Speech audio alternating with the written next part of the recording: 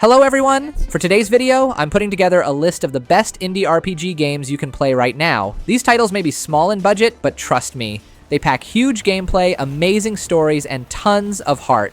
Well, let's get into the list.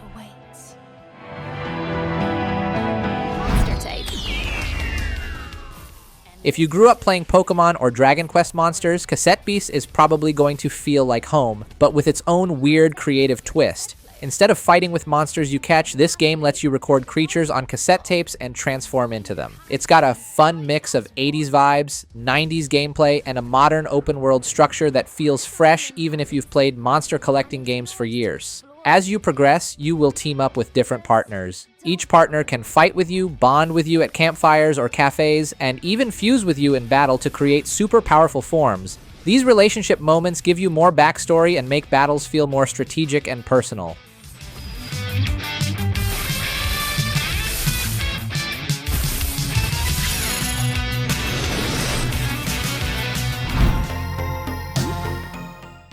Look Outside is a surreal 2D horror RPG made by solo indie developer Francis Coulomb and published by Devolver Digital. The whole game looks like an old SNES classic, but the vibes are way darker. The gameplay mixes classic turn-based RPG ideas with real survival tension. You only have 15 in-game days to reach one of the endings, and every day has limited hours. You will explore, fight, and collect items, but once things get scary, you run back to your apartment to rest, craft, and save if enough time has passed. And trust me, you will panic sometimes. The enemies hit hard, the NPCs act unpredictable, and you're always deciding, do I risk staying outside for more XP, or go home before something horrible happens?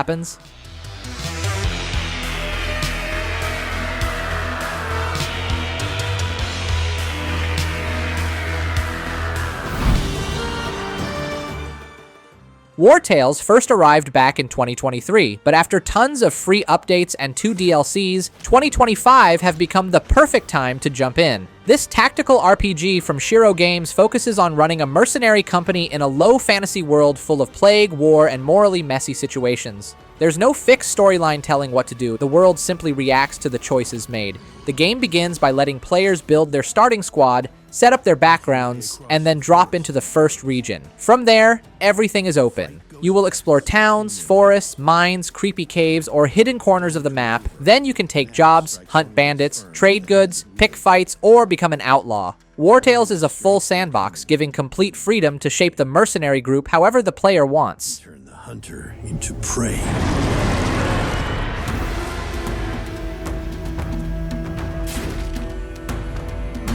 The action RPG series returns. Cat Quest III takes everything fun from the previous games and gives it a nice upgrade. It's still cute, colorful, full of cat puns, and super chill to play, but now it feels more polished and more fun overall. The gameplay stays true to the series. The combat uses that classic, slightly tilted camera angle, and everything feels fast, slappy, and satisfying. Early on, you'll need to dodge, time hits, and play a bit smarter. But with the right gear and spells, the damage can get ridiculous in a fun way. Furthermore, you can also equip swords, guns, spells, and accessories that boost stats or give small passive abilities. Everything is simple to understand, so the game stays accessible for all ages. Cat Quest history. A ship of your very own to sail the seas. Take advantage of your arsenal on the sea and attack them landlubbers too. WitchSpring R is a full remake of the very first WitchSpring game. Even though it's not technically a JRPG since it was made in Korea, it still delivers that same cozy, magical feeling you get from classic JRPGs. If you enjoy chill RPGs like the Atelier series, this one will feel instantly familiar. The game keeps the stakes low and the charm high. It doesn't throw you into a huge save-the-world plot. Instead, it focuses on small moments, fun characters, and cute interactions that slowly build up as you explore. It starts a bit slow since it teaches you the basics through dialogue, but once it settles in, the story feels warm, relaxed, and surprisingly addictive.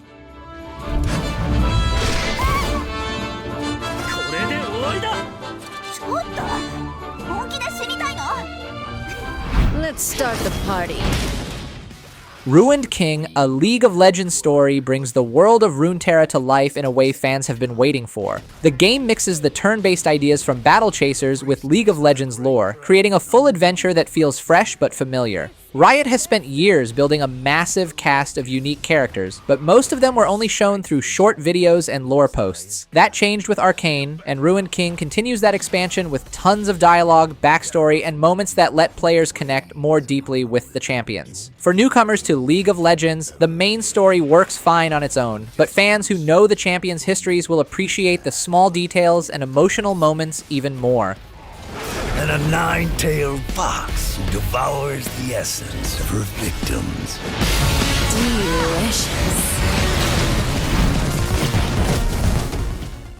Bloodstained Ritual of the Night is a spiritual successor to Castlevania, created by Koji Igarashi, the guy behind some of the best Castlevania games ever made. The gameplay is where Bloodstained feels most like classic Castlevania. It's a big, exploration-focused 2D action RPG full of monsters, traps, and secrets. You'll pick up different weapons that change how Miriam fights. Some are fast, some are heavy, some even have special moves. You can boost your stats, cook food for permanent bonuses, and level up. But the real highlight is the shard system. Killing demons gives Miriam new abilities, like projectiles, movement upgrades, support familiars, and defensive powers. These abilities are key for exploring deeper into the castle and make combat feel customizable and fun.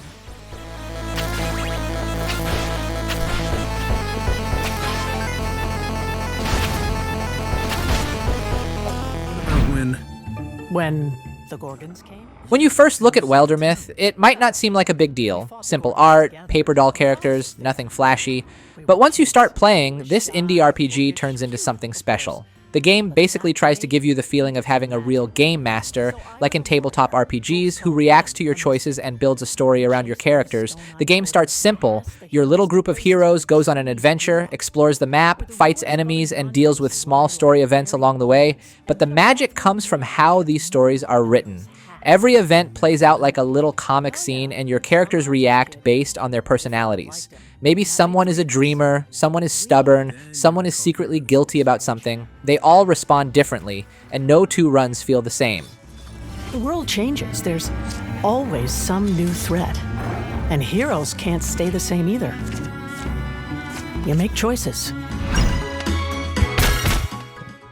Sea of Stars is a beautiful, colorful RPG with retro pixel art made by Sabotage Studio, the team behind The Messenger. Visually, the game is gorgeous. The lighting, the reflections, the animations, it all feels handcrafted and full of life. Outside of the visuals, the world itself is just fun to explore. You can run, jump, climb, swim, and even solve platforming puzzles. It adds a nice layer of movement you don't always see in classic RPGs. The combat also blends classic and modern ideas. The enemies will charge up big attacks using a locks system. Break the locks using the right attack types, and you will weaken or completely cancel their move. There are also timed hits and blocks, like in Super Mario RPG, so pressing a button at the right moment boosts your damage or reduces theirs.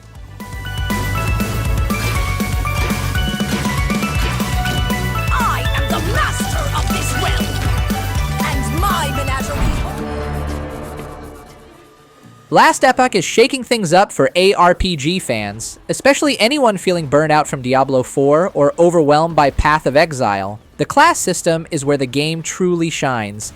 Every class has 3 subclasses that completely change the way they play. Even choosing the same class again can feel like a totally different experience. Add in a deep passive tree, a crazy amount of unique loot, and a crafting system that actually matters. There's enough build variety here to keep you experimenting forever, and the best part, it's super easy to understand. Last Epoch has one of the cleanest tutorials and guide systems in any ARPG. You can look up any mechanic instantly, and it's almost impossible to mess up a build thanks to how easy it is to swap skills around.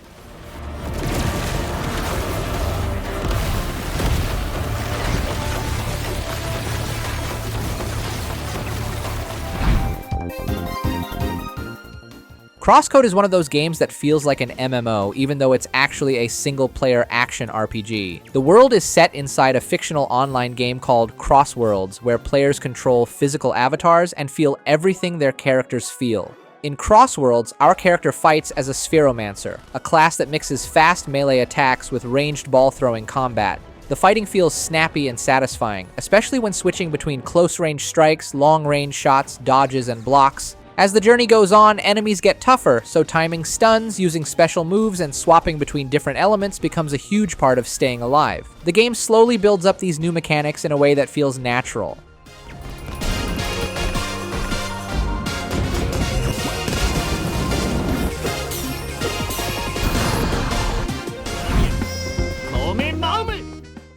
Imagine a near-future RPG world that feels like a mix of a modern JRPG setting and the tactical depth of games like Final Fantasy Tactics, XCOM, or Disgaea. That's the lane Troubleshooter Abandoned Children is aiming for, and it actually lands in a pretty unique spot.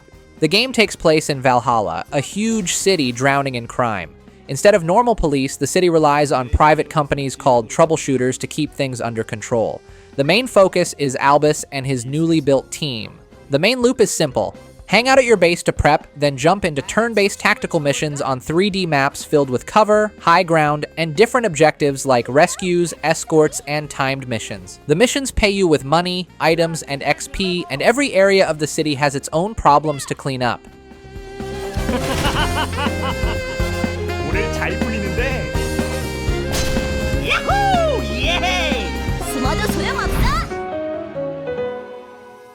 Just like Undertale, Deltarune loves to flip RPG rules upside down in the funniest and most unexpected ways. Here's where it gets interesting. The battles mix classic turn-based commands with Undertale-style dodging, and every enemy has unique, often hilarious behaviors. You can fight your way through the enemies, or choose mercy and build friendships that carry over into future chapters. The real magic comes from the creative act system, where each character interacts with enemies in totally different ways, leading to funny, clever, or surprisingly heartfelt moments. Chapters 3 and 4 push things even further, with new mechanics, bigger twists, and some seriously intense moments. And even though the story isn't finished yet, the journey so far already feels special.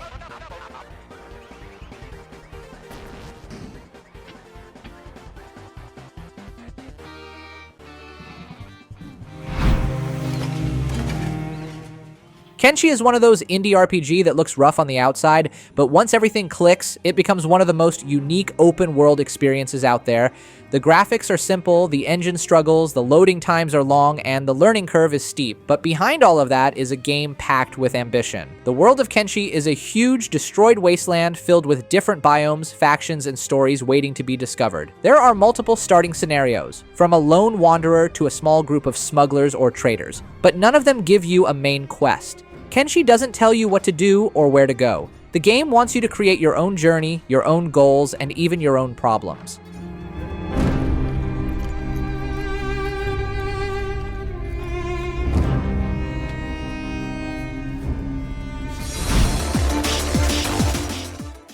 Astlibra Revision is a 2D side-scrolling action RPG with a strong retro vibe and a lot of charm. Each area has its own look and atmosphere, the background art feels detailed and alive, and every piece of equipment even changes the character's appearance, which is always a nice touch. When it comes to gameplay, Astlibra blends the feel of classic Ys, Castlevania, and Zelda. It's fast, light, old school, but filled with modern ideas. The combat starts off simple, but it quickly grows as more abilities unlock.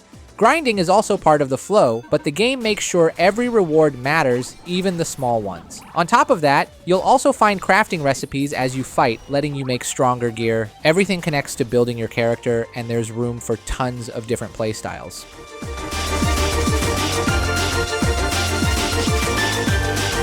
The road between past and future is Heroes and triumphs. Symphony of War. The Nephilim Saga is one of those strategy RPGs that instantly grabs attention. It mixes the classic feel of Fire Emblem with the squad-based depth of the old-school ogre battle games, creating something nostalgic, fresh, and full of potential. If you love classic Fire Emblem, the combat will feel familiar right away. You move your army across a grid, capture towns, collect resources, and recruit new allies. But what makes Symphony of War stand out is how each unit is actually a small squad of soldiers arranged on a 3x3 grid. Each troop fights during battle, creating a layered tactical system. In addition to that, there are over 50 classes, from knights and mages to more unique options like heavy gun cannoneers. Stronger classes need specific stats and special materials to unlock, so building squads becomes a fun puzzle on its own.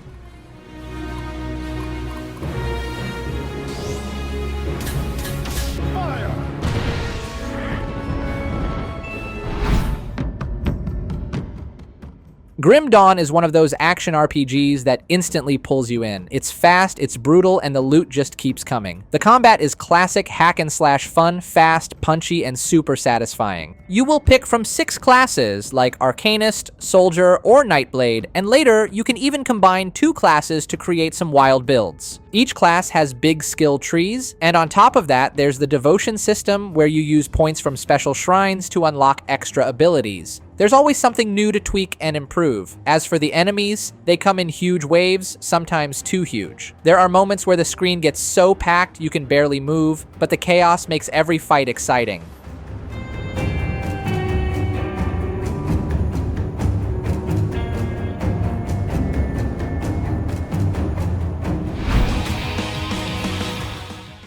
Chained Echoes is one of those rare turn-based RPGs that feels classic, fresh, and seriously special all at once. The turn-based combat is fast, stylish, and packed with strategy. Each fight lets your 4-member team mix skills, elements, buffs, and debuffs to control the flow of battle. Every character has a unique skill set, and because you fully heal after every fight, there's no reason to hold back. Use your strongest moves right from the start. The standout system is the overdrive meter. Staying in the green zone boosts damage and cuts skill costs in half, but pushing too far into the red makes your party weaker. To manage the meter, you can swap characters mid-battle, defend, or use special abilities that cool it down. It keeps combat fresh and stops players from spamming the same attacks.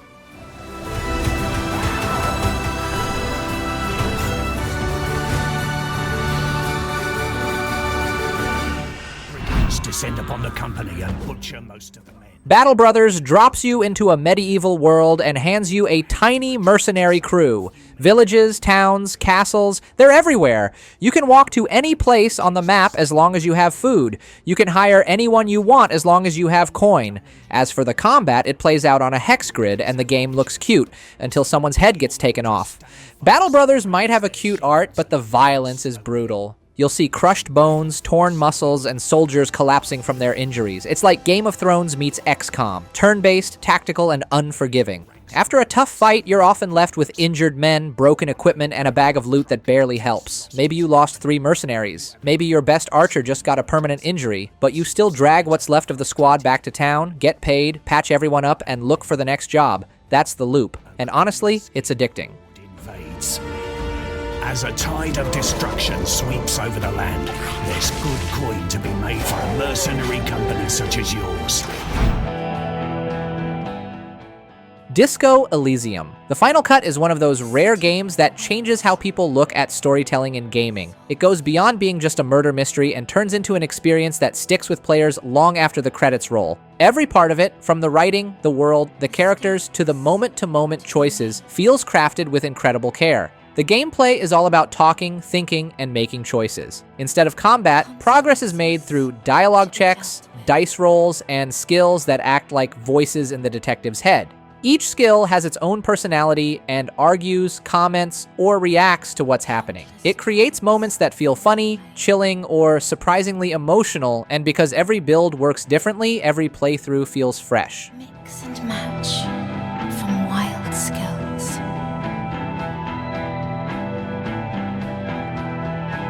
Be a hero. That's all for today's list. Subscribe and like for more new, exciting indie RPGs. That's it, and see you next time.